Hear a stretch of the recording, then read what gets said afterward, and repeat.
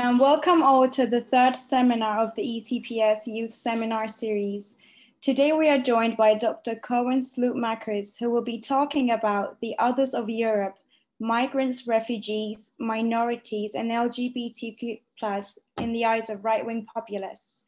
An extremely relevant discussion, particularly during our current refugee crisis in the UK, and of course in honor of Pride Month. A little about our speaker. Dr. Slootmaeckers is a senior lecturer in international politics at City University of London. He has a multidisciplinary background and combines insights from sociology and political science into his work. His research focuses on gender and sexuality politics in Europe and is particularly interested in analysing hierarchies within the international system. More specifically, Koen has studied the EU accession of Serbia and how this process affects LGBT politics and activism. His more recent project is interested in transnational politics of LGBT Pride Parades. His work has been widely published, including a co-edited volume, EU Enlargement and Gay Politics, with Heleen, Touquet, and Peter Vermeersch, and articles in, amongst others, East European Politics, Contemporary Southeastern Europe, Journal of Homosexuality, and Europe-Asia Studies. Just a little about the structure of our seminar. We will start off with a presentation by Dr. Slootmaeckers, and then we will have a Q&A session at the end. If you have any questions during the presentation, please feel free to type them in the chat box to be asked at the end. Or if you'd like to ask them yourselves, please raise your hand and unmute yourself. Thank you for joining us today, Koen, and the floor is yours. Hi, everyone. Thank you for the invitation. It's really nice to be here. I do not have slides. I've been very bunked up at work and did not have the proper time to get proper slides together. So I'm treating this a little bit as an informal seminar, if that's okay, where I want to just reflect a bit on right-wing populism, others, and the current state of affairs in Europe. I think, as you rightfully highlighted, Mira, it's a very pertinent topic if I think about how some of the narratives around the war in Ukraine are happening and how we're suddenly talking about we have to help our Ukrainian brothers and sisters from and kind of welcome them in almost open arms into Europe. Whilst if we think back into 2015, where refugees from other conflicts in the Middle East were looked at skepticism and were thought as they were all economic migrants and were really contrasted. That contrasting experience, I think, highlights the scope of the problem and the way in which we are narrating different kind of modes of belonging and who is welcome, who is not welcome, and so forth. And I think the migrant crisis is only one way of thinking about this. Or, I mean, I don't like the term migrant crisis anyway, because it kind of assumes that there's a problem from somewhere else. I generally don't think the UK has a migrant crisis. There's a crisis of borders in which the UK and France are have a crisis of how they kind of protect and or even consider their borders and therefore allow people to die on sea or kind of repatriate them, whatever it means, to Rwanda, which I think does not make any sense in my mind. So if we, like, the way we talk about these problems already creates and actually feeds into the narratives of right-wing populists of this kind of politics, because what we're doing is we're mainstreaming their arguments. And if I look back at the last 20 years or so, where right-wing parties were very much at the fringe, they were quite strong and quite popular, but they were politically at the fringe. Whilst now we see that perhaps they're still kind of like moved out of politics, and cordon sanitaire somehow still somewhere exists, although I'm not quite sure how much they still do. The rhetoric and the politics of right-wing parties have become massively ingrained, probably as most of you already know, given that you all study or work around populism. But I think if you then think about who are the different others, who are the different people that we're kind of, that Europe and even broader are talking about, well, one of them is obviously the migrant other, the one who coming from outside inside. And there's definitely a racialized line there. Like, we don't mind migrants if they are the right type of migrant, if they're highly educated, but mostly really if they look like us and behave like us and act like us. And how that is being scoped at the glance is very much racialized. There's obviously a lot around Muslims, but lately we also see massive populist arguments against gender equality or against what they label gender ideology and even LGBT rights. We see it in Poland, in Hungary, really excessively, but we also see it in other places like the UK, France, Spain. Everywhere we see an increased rise of anti-gender and LGBT equality, which is really surprising, because if we look back a little bit earlier, all the arguments against the so-called 2015 migrant crisis have been, we must stop these people from coming in because they will create an unsafe environment for the gays, if I can call it that, or use the colloquial kind of almost like, well, it actually fits within this context because that's how they kind of right-wing movements perceive LGBT rights, is the white middle-class gays that act kind of normatively or protect women from rape and so forth. So we see here this kind of like this very conflicting set of narratives where at one hand, right-wing populists and right-wing movements are very glad to invoke gender equality and LGBT rights as a way of creating a boundary, a border, and kind of excluding migrants from coming into Europe. But equally, when it suits them, they're very happy to like throw all women and LGBT people under the bus for their own politics. And I think to kind of understand these, we obviously have to start thinking about what is happening, right? What is that they're trying to do? And one of the questions I always ask is, okay, who are the others at this particular moment, in this particular time? Where are we drawing the lines? And also equally, when we ask who are the others, we should ask about the others to whom, right? Who is considered part of the self and the imagined self, if we look at the kind of nation structure or the political entity structure. Because once we start looking at those relationships, we can start seeing different processes and different politics that are invoked at different times. And that, to me, only becomes possible because we look at it from a relational perspective. I don't think Europe has a fixed other. Europe has multiple others, which are created through a process of othering, which in the shorthand is basically a willfully emphasizing of differences between groups whilst also forgetting the similarities. It's kind of projecting an idealized version of oneself through the other by saying, this is what we are not. But forgetting that actually the lines are very blurred. So you're trying to create this kind of very hard, non-permittable or not permeable boundary between oneself and the other. And that's always done with across multiple axes. And so when we think about your own identity, if you think about where do I belong, who you say you are will be very dependent on where you are. Like we started off before the seminar talking a bit about the new office in Brussels, and I'm like, yeah, I'm Belgium. I should come to Brussels more often. But I would never really actively consider myself Belgian unless now the fact I'm in UK, and suddenly some of the things I'm kind of used to become weird or are kind of frowned upon. My name becomes very complicated because it has racial connotations within the English language, the way it's pronounced. And I think these kind of things you don't get aware unless you're at a different space. So who you're in contact with will determine how are you identifying and what of the bits of your identity will become more salient. And so the same is true, I think, at the kind of more political level.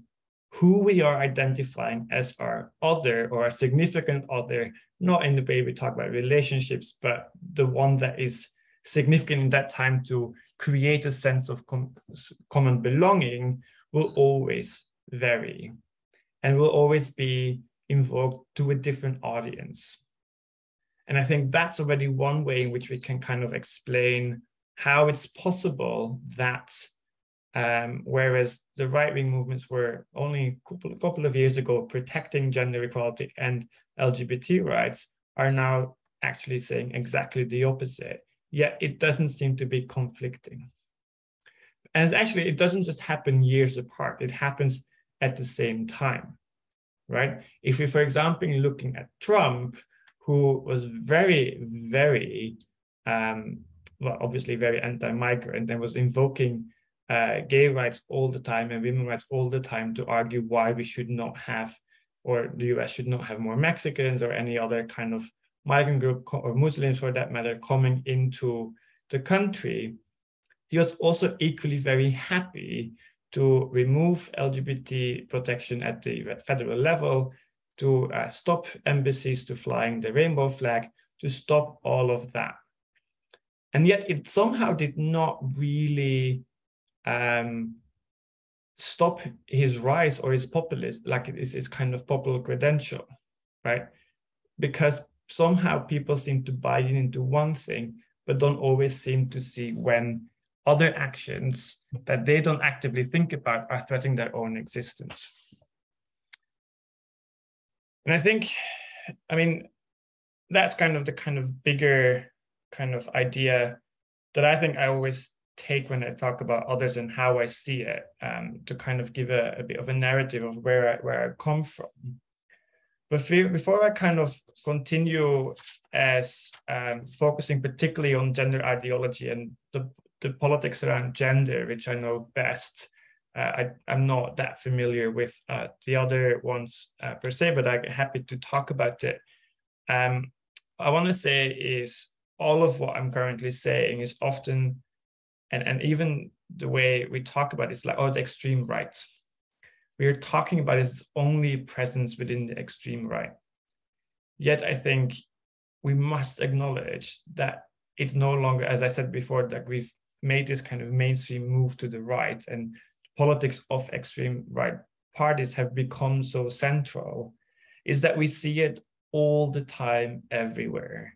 Like, for example, the last couple of days, we're waking up every single morning, a new international sports federation banning trans women from competing in their particular sports for no good justifiable reason, but that kind of created fear of the trans body as a particular disruptive, especially the trans women, as this particular disruptive, inequitable body that can't be allowed to compete in sports, is so widespread that even people who are non-transphobic are agreeing with these ideas because the perceptions around it have become so normalized, as in the idea that sport is somehow a level playing field is already is taken for granted. And then it's like, oh yeah, of course, like trans women is not on they're not the same, they're quite different. They used to be, they have some more this, some more that. And without actually understanding that the way it's already currently regulated is quite different. So we see this kind of mismatch between knowledge, understanding, and a kind of appropriation of all of these ideas, to which I will talk a bit later. But also politically, I think the kind of actions currently taking across of Europe and the kind of policies embedded are incredibly right of center, to put it very mildly. And even those parties who used to be quite left-wing are also becoming almost centrist or right of center. I don't think we don't have this kind of left, well, we have the kind of very far left, but we don't have a mainstream left of center in the same way as we used to be, especially not when it comes to any of these issues. So why is gender ideology such a popular other within Europe? I think we can't deny that gender ideology is very much everywhere, right? We see removal or kind of banning abortion again and making access to abortion a lot harder. We're seeing mobilizations to protect the family. We're seeing referenda on marriage everywhere popping up. We're seeing manifestations about it.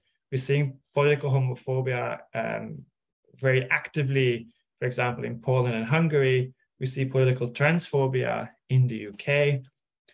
We see massive opposition to the Istanbul Convention about domestic violence because it uses the word gender rather than women. We see it also everywhere, right? And it's like quite funny because somehow it's taken academia when it emerged in 2015 or like 2013, 14, kind of by surprise, as in everyone's like, where does it come from? As in we kind of assumed that we already had made progress. So it's like, but we had these debates already. And I think the theological assumptions that progress is inevitable is, I think, one of the reasons why we didn't see this coming. Because in fact, if we look always below the surface, nothing really had really changed. But that's kind of my perhaps pessimistic intake. So why is gender ideology then such a populist other for right-wing movements? Well, I think for the first reason, it allows to play into this fatigue of political correctness, right? So I think people are tired of having to figure out or learn new language and change how they're talking about gender, about LGBT rights, about people more generally. So it's tired of, oh, we can't talk as we used to talk. It becomes difficult to talk. And that is then kind of seen to be imposed by these distant international bodies through their equality measures, whether it's the EU, whether it's the UN, whether it's on a different paces. So that fatigue of political correctness, where one has to start thinking about how they stand in the world, is one of the things that is very easy to then map onto as a right-wing movement. Another reason why it really just works is because it just maps on the general dynamics of populist ideologies, right? It just talks about us versus them. It talks about the majority versus the minority. So it just maps on very nicely on this kind of black and white rhetorics that often come with populist ideologies. But also gender as a common enemy allows for these different, often radically opposed movements to actually come together in a common enemy. I don't think we've ever seen so many different populists suddenly finding a common ground. Like they're all quite inward looking, nationalist looking, yet suddenly they can transnationally organize in a way that seems to make sense. And I think that kind of attack of gender as this enemy really helps to come and bring that together. And they then like to talk about, there was this conference in October in Budapest, the 4th Demographic Summit, to talk about the demographic decline and so forth. And then so gender is something that really pulls them together and also allows them to direct their arrows to these international bodies and so forth. If you then add in the fact that there's a nostalgia for a golden age where things were simpler, and I think this maps onto the fatigue of political correctness, is where, when everything was better, like if you think about Trump, make America great again, there's this imagined simplicity in the past that made everything better. We were great. And it's not because it's reality so, but it's the people, the right-wing people were, in a sense, in power because their ideology was hegemonic in society in some sense. Not all of it, but most of their kind of fundamental beliefs were taken for granted. So nobody at that time had to think about how do my actions impact someone else, especially those of privileged positions. And when I say privileged positions, obviously it's all relative, right? Because we know that populists are very supported by underprivileged people, yet they are opposing equality measures to people who are more marginalized than themselves, right? And I think that is an important distinction because it helps or allows populists to create the othering bit, right? It's to kind of shuffle over the distinctions between the rich populists who are earning shit tons of money and actually do not care about the common man, but make them believe that the common man, they have something in common and that they're both under threat by this, whatever the enemy of the day is. And if you then map that onto a very contested and uncertain gender role patterns, like especially when it comes to masculinities, like there is an assumption of how you must behave as a man, which has become quite a question. It becomes a lot more uncertain, yet some of the expectations about being the breadwinner, being strong, being the kind of rock hasn't really shifted in a lot of these communities. So whilst there is a questioning of their behavior, that they want to kind of take a firmer position of like, no, I want to be the breadwinner, which not necessarily a problem, but if you then map that onto an economic crisis where you can't live up to these expectations. So you have expectations that you want to adhere to, yet you can't actually ever achieve these expectations. It creates a very fragile space within society that somehow you want to kind of fix, or you need to find a blame for. So that is why then gender ideology becomes such an increasingly powerful package, because it brings all of these different mapping together. And that is where then populist and right-wing movements, and actually some of the mainstream right picks up on, because they are then able to construct us versus them narratives, right? One of the most common arguments is that they are the voice of the silenced majority, right? All of these identity politics are blamed to destroy our ways of lives. So we need to listen back again to the majority, because that's, you know, how democracy works, according to them. And we need to protect equality, right? But then the question is, who is actually protected? Who we want to protect, and what is protection? And I think there is the fundamental difference, is protection by protecting a way of living versus protection as in protecting the vulnerable. So they're trying to uplift the voice of the silenced majority whilst blaming the elite and the international supranational powers for imposing all of these different equality measures that are just undermining the way of being. And what they then do is they kind of play on what we could call a politics of fear, combined with an arrogance of ignorance. So obviously with the politics of fear, I think it's quite straightforward, but it's really about installing a fear of real or imagined dangers, and therefore instrumentalizing social groups as scapegoats, as the dangerous other. And whomever that social group is will depend, as I said in the beginning, from what is most beneficial at that particular time. And different groups will have different scapegoats that will work for them, right? And they will only, and this is why these competing narratives do not clash in their support bases, because whatever group they talk about will activate a different fear with different people. So we do know that there is a generalized kind of fear of the other, but that's comprised of different prejudices, different elements that they see as threats. And then depending on the position in social life, that rhetoric will activate that different threat. So they will then see a different kind of, they will hook on to different elements. So you can really bring together different bits. But then that comes with an arrogance of ignorance, where it's a strong appeal to the common sense, right? And that the common sense approach, which is if you just think off the top of your head, that's probably right. So it's advocating for a pre-modern thinking where complexities and kind of nuanced thinking is kind of put out of the picture. We shouldn't think about nuance. Like, of course, if you have if you have breast, then you're well, maybe it's not the right.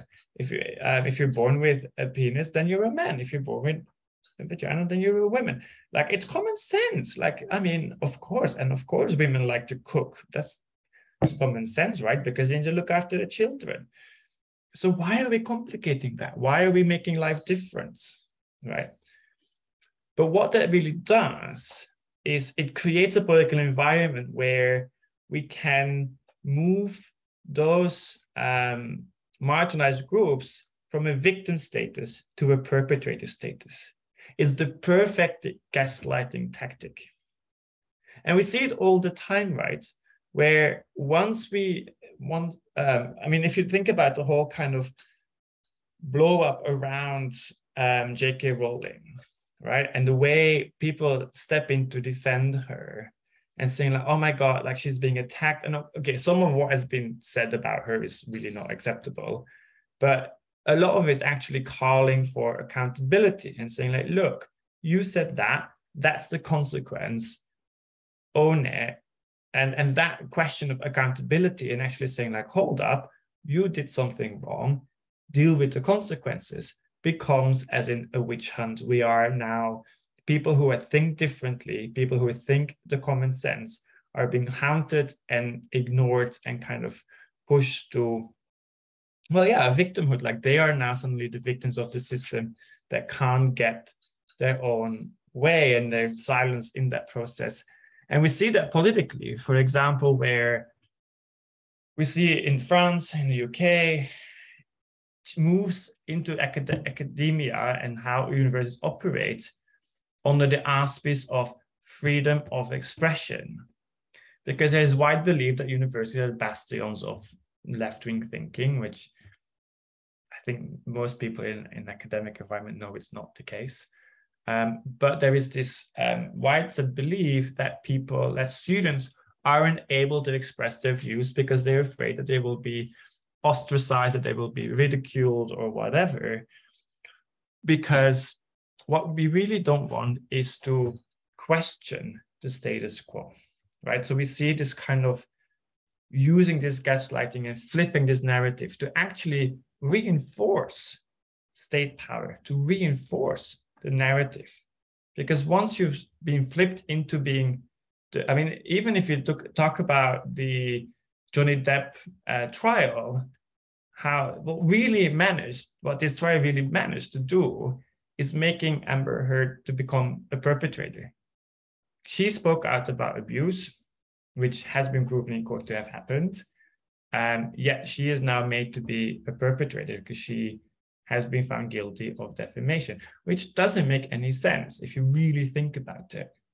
But yet it's so widely accepted now that it becomes this weird flipping the script as a defense mechanism that takes away all the power of marginalized people to speak up for their plight, which I think is a very, very, very dangerous problem. And it's not just dangerous for actually marginalized people, because yes, they will feel the problem first and the most excessively, but it's a danger for everybody, because what you're really giving is you're giving power to a select few who will then control every aspect of everybody's life for their purpose. I mean, maybe I'm a bit dramatic, but it's not that far off. It's the start to authoritarian kind of processes. And I guess that brings me to some of my last points, and perhaps I'm a bit faster than, but I like to have a lot of questions and kind of discuss rather than me talking at you. Why I say like this is the beginning of the move towards authoritarian or autocratic kind of works is because the way right-wing movements are doing these politics are exactly a subversion of democratic tools. I mean, even though I like democracy and I think it's great, and it's the best thing we have available, But we also have to admit that our liberal democracy, first of all, comes from a history of oppression. It only exists because of its fundamental oppression that happened in the past. We wouldn't have gotten there if it weren't for colonializing and all the other kind of things that happened. So it's never, democracy in and of itself is not a progressive way of doing politics. It's perhaps the better way of doing politics, arguably, but it's not necessarily the best way of doing a fair society, right? And that, I think, is really clear when we look at the strategies used by these right-wing movements, especially like movements against LGBT rights, gender equality. One of their favorite tools now is to call for referenda.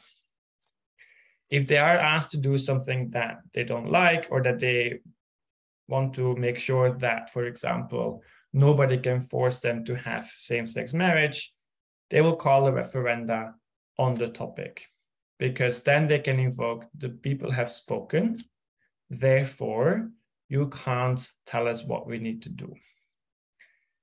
And it's really, I mean, and here referenda is, again, rather than using it as a kind of on issues which, you know, but happen or are important for everybody, it's using referenda as a tool of a tyranny of the majority, where you're going to decide the rules of the lives of the minority by the opinion of the majority, who often even don't understand anything of that particular minority. And if you really think about most democracies that have a majority-minority composition, democracy builds in a process that prevents the tyranny of the majority. Like, I'm Belgian, Flanders is the majority of the country, but the whole system is created in such a way that Flanders cannot impose politics for the entirety of the country. I mean, yes, Belgium is defunct in its political kind of structures, but there are processes involved to avoid the tyranny of the majority. Yet, referenda is the favorite kind of principle for this movement, because they often know they can get the political outcome. And even if they don't get the political outcome, like, for example, the referenda that happened in Hungary, beginning of May, if I'm not mistaken. I don't remember, time seems to be flying very quickly. It was alongside the elections where, again, they had a referendum about the teaching of sex education and LGBT rights within school. And so the questions were whether people thought it was acceptable, yes or no, like very leading questions, very problematic questions. But the referendum didn't reach its threshold to become legally binding, right? So the referendum act in any political sense failed, or in any legal sense failed. It didn't reach the desire, it didn't change the law. But because the result was 90-something% of people said, we don't agree with this teaching of LGBT rights within school, it creates a political mandate of saying, like, well, people don't want it, so why do you make us doing it? And I think that kind of impact of the referenda is often overseen, particularly when activists, for good reasons, attack referenda by saying boycott it, because that's the only way to, because you know you're going to lose the referendum. If your referendum is coming, as Croatia has shown, it's one of the first of its kind, which did not have a threshold for turnout rate. They had the referendum and they lost on its merit, because it's impossible to kind of shift the narrative in a very short time. Same with Brexit, if you really think about it, right? There was a referendum happened. Cameron tried to shift the narrative in 6 months, and it just, you can't undo a narrative that exists for a very long time in a short period of time. So activists rightfully try to attack the referendum by not engaging and saying boycott it to avoid reaching that threshold, but yet the political ramifications, I think, are incredible. Especially also because often these referenda then are using human rights narratives. All of these anti-LGBT, anti-gender politics are often framed within the human rights framework. So we see it rather than going against liberal democracies and going against the kind of liberal ideas, it's completely subverting them to and using the vagueness of the so-called democratic principles to really flip them around, so it becomes extremely hard to argue against it. Because how can you argue against the right of a child? I mean, it becomes very hard because the normative debates become such that you put into a position that gaslighting again, you put in that position that you're like, but wait, what, you don't care about these people? Or you don't care about children? Which obviously you can't really do. And all of that, as I said before, is all about consolidating state power, especially for Orban, Kaczynski, and so forth, which I find quite dangerous. So then one final comment, I think, is how do we talk about this, right?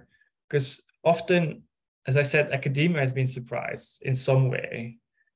We're not really surprised, but it did kind of take us by surprise. And I think for me, in part, it is because the way we talk about these movements, and we talk about them as they are at the wrong side of history, that they are backwards, that they're backlashing, backtracking, back this. And the only thing we're doing by talking this way is we're positioning them into the past, as in they're old and time will get rid of them. And there is this false assumption that time will always bring progress. And I think that belief is causing us a lot more harm than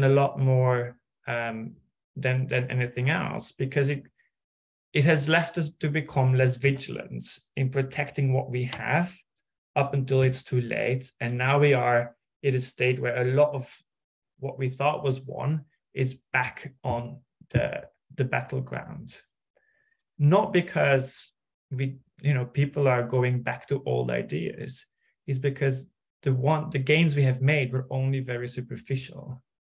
And I think that, to me, is very, very important distinction to make. And I mean, I'm quite pessimistic. If you read my work, I think it usually has a very pessimistic undertone, although I try to be quite forward-looking and offer some, hope. But I think language matters, and how we talk about these movements. And if we keep putting them into the past, and we keep kind of making that distinction of we are forward thinking, they are backward thinking, we actually do not create any politics that allows us to really tackle what is the problem. No, we're just creating more fault lines. We're stopping conversation.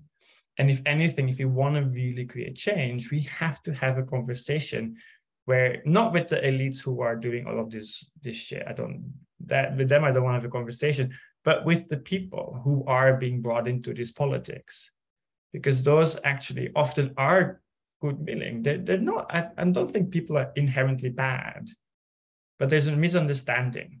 And if we can't bridge those misunderstandings, and we can't come to a common understanding, then we're not getting anywhere. Hence why I don't like the idea of talking about privilege or anything. I mean, I think it's an important academic lens, and we have to use, and we should keep using it. But politically, it creates, again, a boundary, because saying you're privileged. If you say to a white working class man who can't afford their rents, especially not in the current crisis of living, saying you're privileged, automatically you've lost them, because they can't, for them, their lived experience is not one of privilege. And so it creates a kind of discursive disjuncture where you can't communicate anymore. And often I think a better way of talking about it is struggle. People understand struggle. Everybody struggles. And so therefore, I think, these are some ways I think we can get out of it. But language does matter. And if we really want to fix the problem, and we really want to be proactive and really get somewhere, we must also think about how do we talk about these movements, and not try to go into this us versus them narrative, because it just doesn't work. And on that note, I guess I'll leave it. Thank you so much for that very insightful discussion. And you actually answered most of my questions already, to be honest. but I would still like to leave a few comments. And to begin with, my first question was actually what you opened your discussion with. It was relating the Ukraine, Russia's invasion, the refugees that were caused from that, versus the 2016 Syrian refugee crisis. So I think in this case, we saw that the media handled it very differently. And like you said, the language was very different in both cases. But I feel like at the same time, on the other side, there's this general assumption that far-right politics are usually xenophobic instead of ethnocentric. So I wanted to ask, is this also a way of simplifying and making it more understandable to just not like, immigrants, by simplifying it to xenophobic attitudes rather than, reflecting on the real ethnocentric views of trying to change the identity of one? I'm not sure I would say, it's xenophobia full stop, yes. I would be careful to then try to reduce it again to ethnocentricity, which is also very much the case. We've seen it that exchange students from Africa who couldn't cross the border, right? So there is a high element of ethnocentricity. But I live in UK for a while now. If I think about UKIP and the biggest migration crisis in the UK has not, it's the Middle East and Africa, but before that it was Romania and Bulgaria, right? So you could call it ethnocentric if we go into whiteness and when are we considered white enough to fit? Then yes, then it's ethnocentric. If we start talking about whiteness as a relative position of when will we want to accept you, right? And that's where the othering comes into, when are we willing to forget your difference because we have another enemy that's more important to get out? So I think that to me is the nuance that we really have to make. Because if we just say oh yeah, they're white as well, we actually not seeing what's really happening. And also we need to remember that taking on Ukrainian refugees is also then going against Russia, which is a highly perceived problem in geopolitical instance as well, right? So it's not just who comes in, it's also who is the perpetrator of that war, and do we then want to take that stance? If we are the own perpetrator of the war, we're not going to accept refugees of the war we created ourselves, right? Yes. Bluntly. Yes. I remember when the first the Ukrainian refugees, they moved, and then there was all these news about how they have blue eyes, they have white skin. I can't imagine this is happening to them, and that was very interesting for me to see. So I did want to raise a question like this, and thank you. We have a question in the chat from Bülent Kenesh. Dear Dr. Slootmaeckers, thank you very much for this interesting and comprehensive presentation. I wonder about the relations among various categories of the others, or among multiple others as you defined. For instance, is a category of the others also perceived as the others by other categories of the others? How could you define the relations among various groups of the others? Do they collaborate against the otherization of victim groups by the right-wing populists, or they contribute to these otherization processes? Thank you. The question is also in the chat if you'd like to go over it. I've read it. You've done a good job because it's a lot of others in one sentence. It's a really good question. And I think I think the reason why I talk about multiple others is because you're highlighting different differences and forgetting different similarities. So that means that you can kind of suddenly say, actually, I know our in-group is very diverse, but we're all not that, right? So you can activate different kind of comprehensive. So that's one way in which actually you can engage different, one person can be part of us at one instance, like the gays can be part of us when we're against Islam because for whatever stupid reason they portrayed us to be backwards. Anyway, I always find it really difficult when I say things. It's like I don't want to give these narratives more power, but anyway. So that way, I think suddenly we're happy to accept them, but then another time it's like, oh, but we need to make sure that our white men are like they're in a fragile state, so we need to kick out. We're suddenly against gay marriage or whatever, So that's one way in which these multiple others work. But we would be wrong to then assume that the self is always the same, right? Or that, for example, if I think about some of the immigrants, I'm going to talk about Belgium. If you think about some of the immigrants, like, immigrants from the 60s, 70s, like Italians, in Limburg, there is a big Italian community, like they longer consider themselves as immigrants, right? So they are suddenly also like just taking up extreme right-wing extreme right politics. But we also see people voting for Vlaams Belang who are of an immigrant background. We see people standing for Vlaams Belang who are from an immigrant background, right? It doesn't mean because you are marginalized in one aspect that you can't take up other elements. We see also women who are extremely anti-gender equality, right? So I don't think we should be very careful of like making any group to be homogeneous.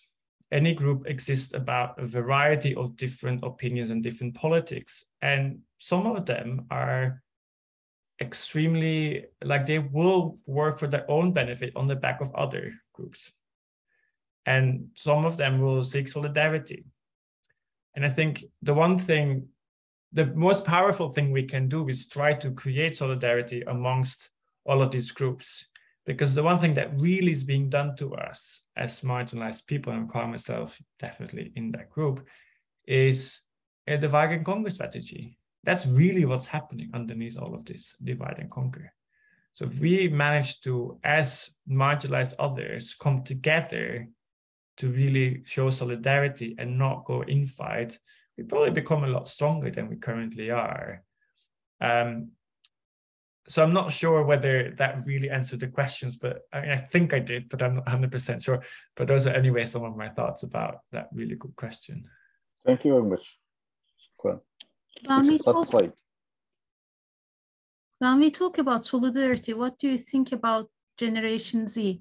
They are known not to be wanting politically active, and like these people born after 1960.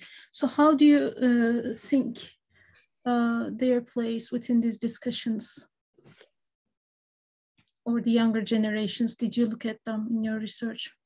I mean, to be honest, like this is, these are just my reflections based upon my own kind of observations. I don't do research on these kind of things. Like the question you asked, I don't actually do the research on. I don't know, like, I mean, there are generational shifts, and I think like, the baby boomers have been the most lucky generation in a sense, because they had some setbacks, but they had continuous affluence coming. I think my generation and the generations following, the way in which economics are working are quite different. I mean, I've seen economic downturn after any other since I started working. And I left university. Actually, when I started university, it was the financial crash, and it's not been any nicer ever since. And I don't expect it to be any different. And I think so. A lot of things is kind of in a very volatile state more globally. And I think, I mean, it can do two things, right? It can make people very apathetic and not lost interest and just really focusing, let me just survive. It also can create, and I do think it is visible, there are pockets and there are groups that have become again more active and more in different ways. I mean, even if you think about like, some of Trump's kind of big tours he did in stadiums where the TikTokers bought all the tickets for his tour in a stadium where then nobody showed up. I think the way in which politics are done are moving, and they're differently politically active. But I mean, I'm not a TikToker. I do not understand it. Perhaps I'm too old, but I think there's a lot of activism happening there of like informing and creating conversations, which I think, okay, it's not the high level politics, which I think many people have lost trust in for good sets of reasons. But that doesn't mean that politics aren't happening. I think they're just happening differently. But as I said, these are just like some off-the-cuff remarks of something I will gladly admit it's not my specialism.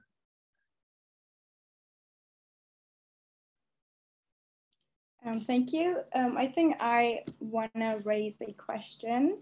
So I think for me personally, it's very interesting to sort of understand the LGBTQ plus community in the West and the far-right populism in the West, in the sense that, because far-right populism in the West, they capitalize on the terms of freedom and having rights and having liberty. And this is something that is threatened by, Muslims and other refugees and immigrants.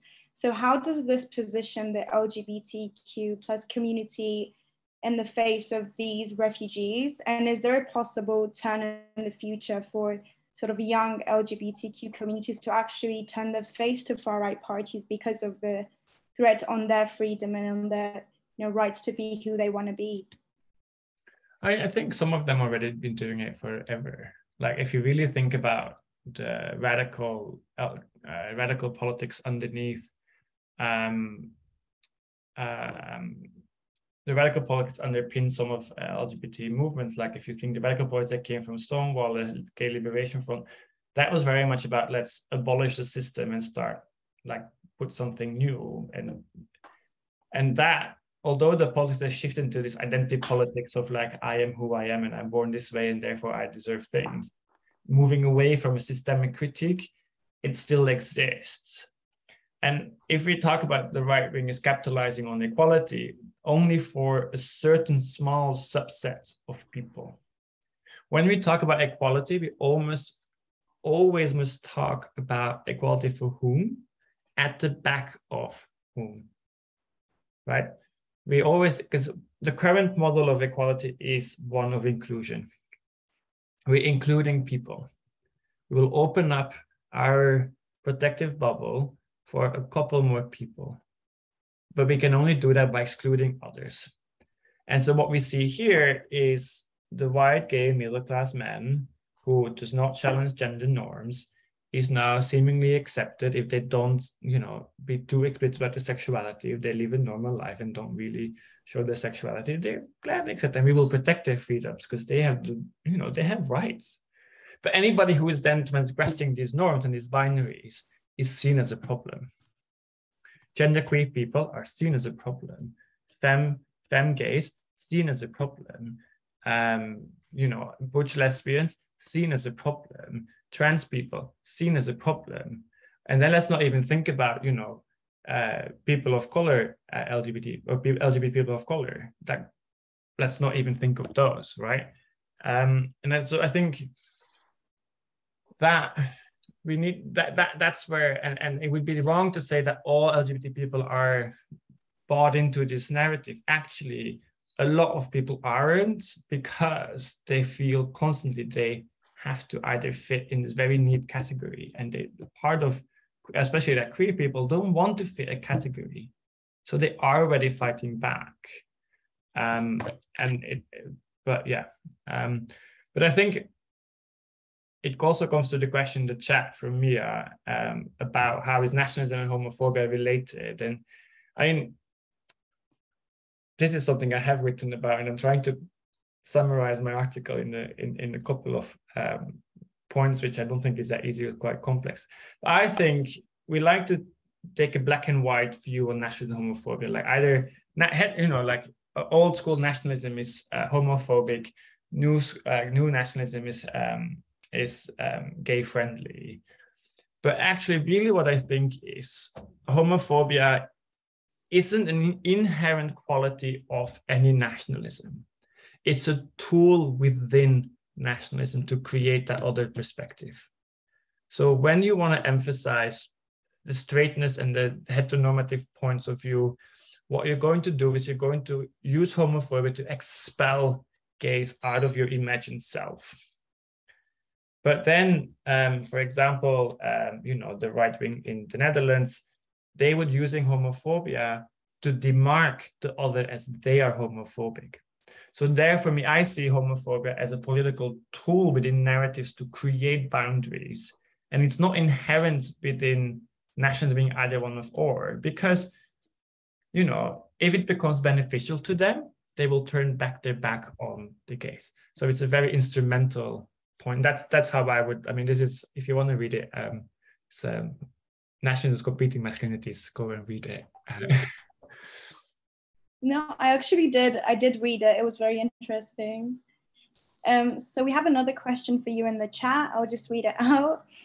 Some racist European parties generally make propaganda by portraying gender inequality as a cultural phenomenon that belongs to foreigners, namely immigrants. In other words, they present gender equality as a national value that should be protected from foreign influences. So how should the rise of hostility towards immigrants and their support by right-wing parties be prevented?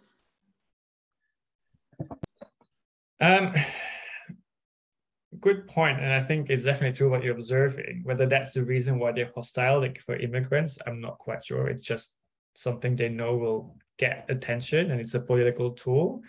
I'm very skeptical of political parties and any like the state, as their values are whatever gives them power, right? So I think that would be one. And actually quite interesting, if you see about the gender equality that currently exists, is on the back of racialized women who often take on the burden of the homework that white women can't do so they can go and work.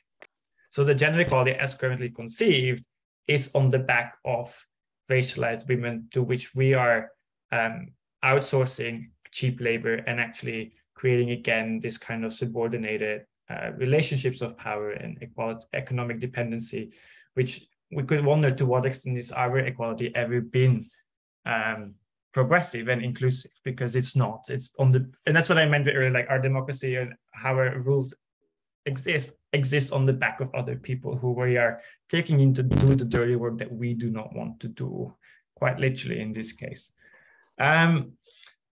So how to stop the rise of hostility towards immigrants? I don't know. I think if we had the answer, I think we would have such a nice world. I wish I had the answer. I really do not have the answer. Like, I just can't. I think about creating understanding and creating this kind of bridges of communication and then common general understanding of people's lived realities and the common struggles, I think would be quite powerful, but that's just in my head as a theory, yet to be tested. But we do know that once people actually start knowing people really well and how they struggle to survive, they often become more sympathetic, especially if they see on the large scale. If it's the one person, cognitive dissonance will kind of mean, oh yeah, it's just that one person. But I think generally speaking, if we can create these lines of communications and actually collaboration, we're taking a lot, like the more we can undermine the us versus them narrative, the more we take power away from right wings.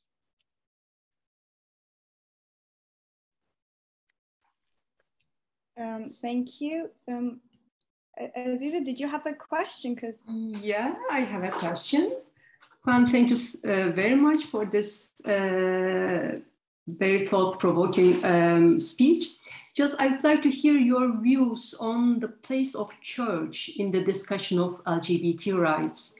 I know your research is on Serbia. Maybe this question somehow goes in to the comparison between Catholic and Orthodox Church. Just, I'd like to hear your views on that. Yes, very good question. I think, the church is quite an influential actor. Like, if you think about the gender ideology, we do know the Catholic churches, like especially on the John Paul II, they coined the idea of gender ideology, so they have been fighting against it for a very long time. Orthodox churches equally, and actually I think most churches in one way or another, I'm glad you asked the question about the church and not about religion, because I think it's a very important distinction to make. I don't think religion in any way or any sense have anything to do with attitudes per se. I think a lot of it is to do with the church as an institutionalized version of religion, which we need to remember is for centuries a political power. All of the churches have been a political power within the state, so they are within state formation and so forth.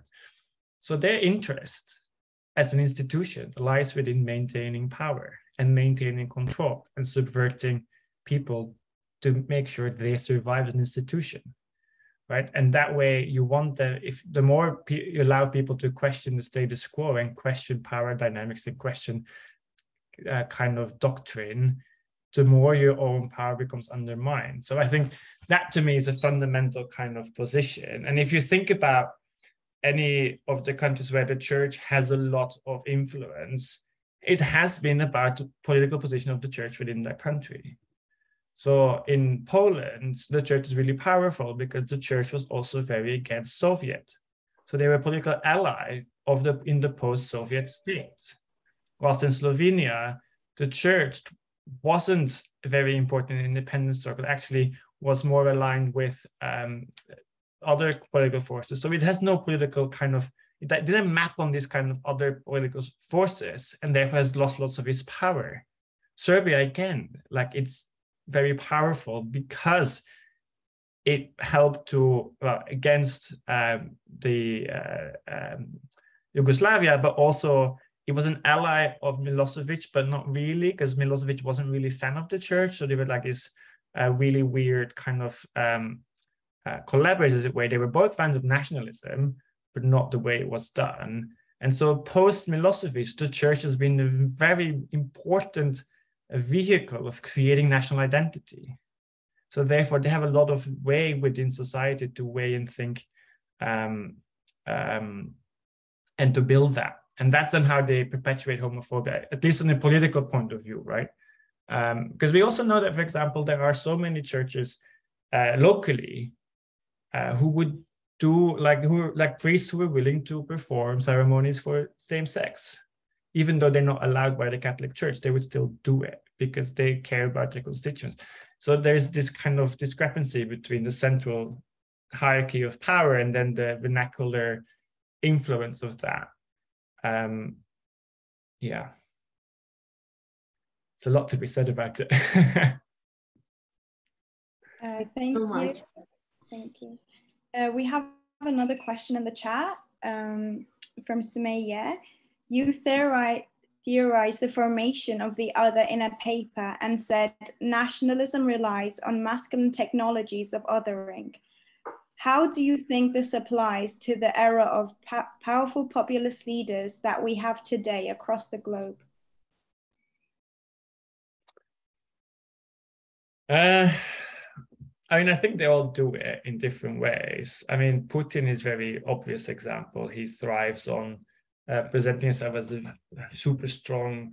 He's, the extension of the Russian state, and he would. I mean, we all seen the picture of him. It's half naked on a horse and whatnot, like emulating this really strong kind of power. But I think often when we kind of look at, I mean, you can often see like narratives around when conflict happens, where it's about, for example, there's a lot of gender tropes there about we being,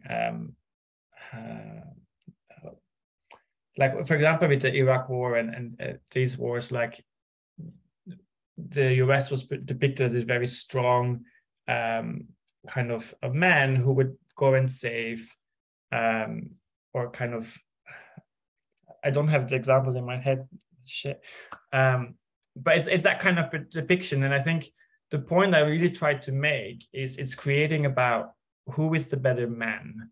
Now, what does that mean? Masculinity is not something that's fixed, right? It's something that changes all the time. And for example, if you look at Trudeau, Okay, I know he's not a populist, but he's emulating this idea of an inclusive masculinity that is quite welcoming to diversity. Yeah, we know his politics are also completely different, but he's using that to present him as Canada as a better nation than Trump was, because Trump was a sexist man who had no manners, right? And I think, I mean, Trump would say that probably the other thing is saying like, I'm a real man, Trudeau is a wussy, right? So it's that kind of narratives that are used to reinforce this idea of who is the better nation and who took it.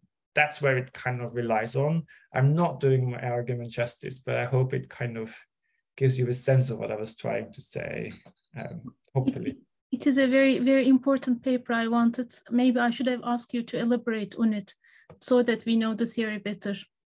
Yeah, I need to reread it again. You already gave a lot of examples, thanks. I think the key point is really about destabilizing masculinity as one thing. Too often in gender studies, it's like, yeah, women, they're diversified, but men are the problem, and masculinity become this one thing. And what I'm trying to say is that actually it's multiple, which is its own powers. Like masculinities as a group are the, subordinating women, full stop. I think that's quite obvious. But within that, there is also a power structure happening. And that power structure and that kind of hierarchy of value and kind of what we deem to be appropriate, we deem to be powerful, we deem to be respectable, is a tool that can be used for other political goals. And because gender is such a powerful factor in society that affects everybody understands it.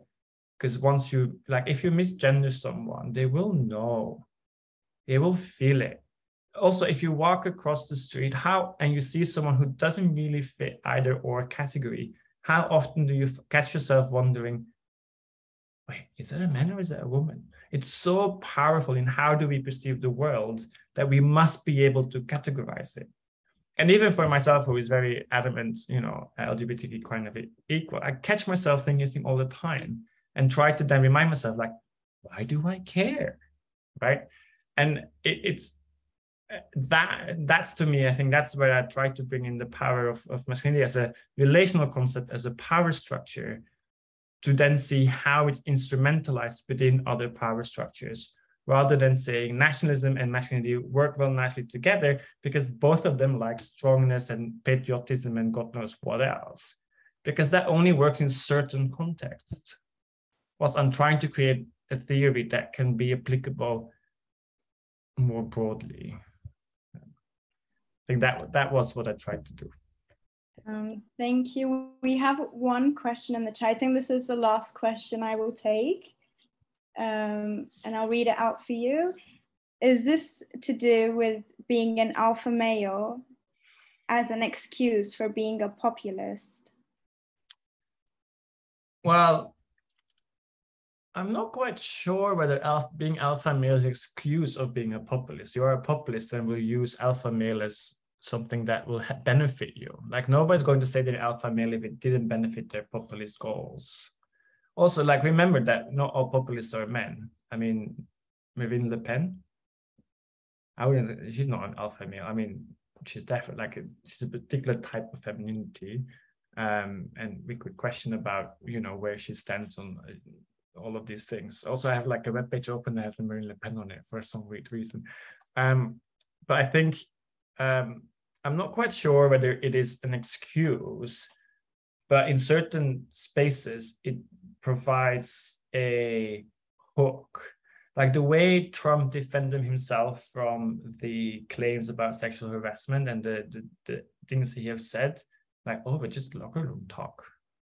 Because that way it's easily to dismiss, and it kind of trying to put in a veil over things and kind of create a cloak of ignorance of like, oh yeah, but that's, that's how things are done. Is that kind of, that arrogance of the common sense of this, or arrogance of ignorance, like, oh yeah, that's just, the way it is. Like that's what people, that there is no harm there. I think that's it's more that to justify and like cover up actions than to excuse for being a populist. Like, I think people know they're a populist, and they do it not because they believe in anything they say. I don't think Boris Johnson believes anything he says, because he will swap his position whenever it's convenient, and has done so many times in the past. Because that's the way, I mean, you're the populist experts. I'm not a populist expert, but that's how I perceive it. As it's not that. So it's nobody is a populist and tries to excuse it.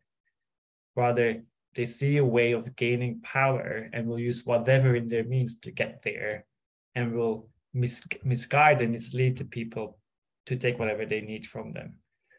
That's my analysis of it. I don't know whether it makes any sense, but that's how I see it as a populist novice. Thank you very much. If there's any last comments from anyone, I'll be happy to take them. Okay, I see none. Oh, yes, Aziza? No, my comment is applause. Oh, okay. Oh, and we have another one. Okay, we have many. Well, thank you so much, Koen, for joining us today. To be honest, I do have so many more questions, but we're gonna let you go now. It was very interesting, and I think gender and populism is something we can talk for hours and hours, because it's just very interesting. And thank you so much for joining us, and thank you so much for your time. And we hope to see you again in another event of the ECPS. Thank you for having me. It was an absolute delight, and such great questions as well. Makes me think again. I like it. Thanks. Thank you so much. And thank you for everyone for joining.